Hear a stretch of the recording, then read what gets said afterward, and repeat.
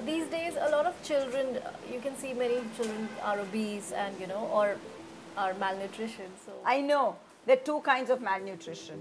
Well, let me tell you the affluent malnutrition, which is, I don't know which is worse. I mean, definitely not the affluent malnutrition. But it's very sad that when educated people do not understand food. Today, I see, children coming to play sports in the morning. They're actually, after the sports, having a narrated drink. Children need to learn about nutrition from day one. That can only be done by the family. The family needs to understand that just because he's a child, he cannot eat anything. Lots of parents say, oh, he's a kid, just let him eat, let his immunity increase. Please understand one more thing. When you build a building, the foundation has to be strong. The cement has to be good quality. In the same way, a child's foundation and his success for health, his brain to work, him to feel more secure, to perform better, he needs fuel, no? What is the fuel? Food. Now, if that fuel you're giving to him is not good, how do you expect his foundation to be good? How do you expect him not to put on weight? How do you expect diseases and obesity not to come? Okay. So, what should they eat then in the mornings and the evenings? See, most children firstly are getting up early in the morning and running to school. Dinner in India is very, very late. Unlike the Western world, which is at 6 in the evening, how do you expect him to have a heavy breakfast? I mean, just manage to give him a fruit. He'll happily munch a fruit and go. I mean, as a matter of fact, I can show you a fruit smoothie recipe. Then, a very, very simple thing for him to do is give a second breakfast, which is the snack. Do you have to give fried? Can you not give an upma? Can you not give a pawa? Can you not give a stuffed roti? Can you not give a sandwich? So you have your vegetables and you have your carb, especially your grain, which gives him energy.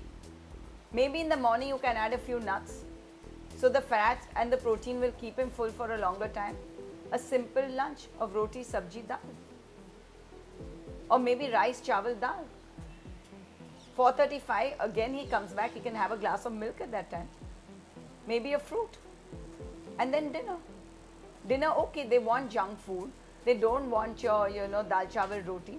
Well, you can give the same combination. How about a soup, ragda and a pattis, and lots of onions and tomatoes chopped in that? Maybe your potato pattis can have lots of vegetables. What about a pav bhaji with whole wheat bread and bhaji with lots of vegetables in it? Think. What about like barbecued or tandoori chicken with a soup and a kachumber on the side with rotis which are stuffed roti? Think. It is so easily possible. And once a child is full and satisfied, he will never deviate to junk. Junk food is addictive. Junk food never satisfies.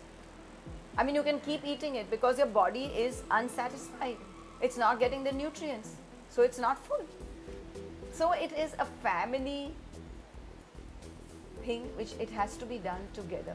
And a family today can come and understand from a nutritionist. We all teach them. Mine was a classic case of the child is not eating, overfeed her, and that's it. She's not eating normal food, so give her a piece of cheese. And then I got addicted to it. That's what I wanted. So nutrition begins way before even gestation, I would say. And a lot of fathers think, oh, it doesn't matter, I can eat anything and get away. The genes of the child come from both of them. Don't you many times say, oh my God, he's got diabetes because it runs in the father's family. So that means the father also has to watch what he eats. It's not only about mother's nutrition. Thank you so much.